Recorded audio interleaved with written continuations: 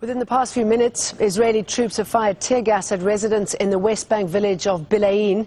They were holding a demonstration against the Israeli separation barrier which cuts through their village. Their protests, held every Friday, have become a symbol of Palestinian anger against Israel's illegal encroachment of Palestinian land. Jackie Rowland is in Bilain for us, where this week's march is just getting underway.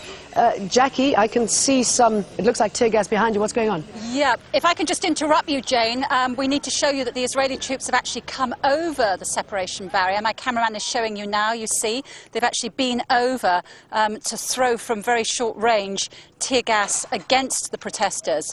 Basically, what's going on here is that the protesters come up to the barrier. As you can see here, the separation barrier, there's more tear gas going off behind me. Here, the barrier is made out of barbed wire and steel. Elsewhere, you're familiar probably with the huge concrete slabs that mark the wall. And the residents of the village of Bilain... The residents of the village of Bilain come every week.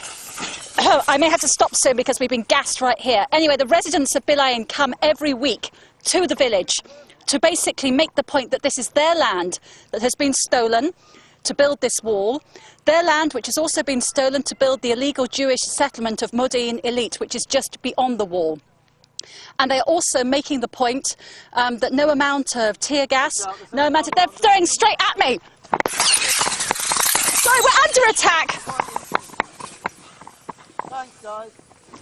Okay, Jackie, are They're you... obviously trying to take us off the air. Right. I'm okay. It's not fatal. I'm still here. But the soldiers are basically throwing tear gas canisters. Did you see where that came from, Jackie? Right at us. Yeah.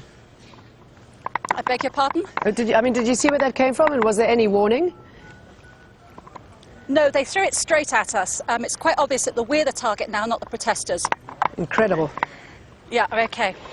And so you've just seen there very graphically while we've been on air the kind of tactics that the Israeli army is using against people who are protesting non-violently, and indeed members of the media here.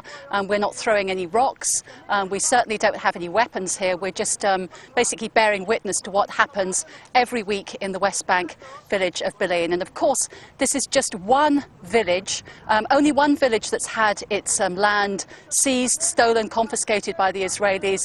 The same story is repeating right across the West Bank, but Bilain has become a symbol and an inspiration to other Palestinian villages in the way it has stood up really to the kind of brutal tactics that the Israelis use to try to crush their resistance. I know, Jackie, I mean, quite an incredible scene there, seeing the Israeli army firing at you while you were talking to us on air, rather draconian response to what's happening because of Israeli policy against Palestinians. Now, to try and redress some of the issues as far as settlement activity is concerned, Benjamin Netanyahu has said that he'll consider freezing illegal settlement construction, but not quite yet. What does that mean for the Palestinians? Basically, what Netanyahu is doing is he's trying to juggle two conflicting sets of demands. On the one hand, he has the Americans and the Palestinians, and in fact most of the international community, pushing for a freeze of all settlement building in the West Bank. But he's also under pressure from members of his own government, right-wing politicians who are absolutely opposed to stopping the building of settlements.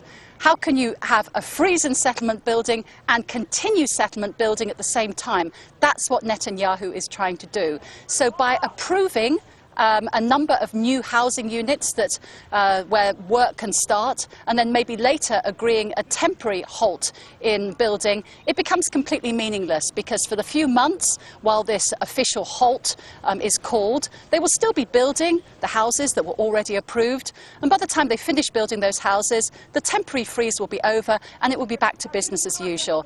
Basically, from the Palestinians' point of view, this doesn't represent any meaningful change in Israel's apparent policy to continue building on occupied Palestinian land in defiance of international law and really jeopardizing any chance of a two-state solution based on exchanging land for peace.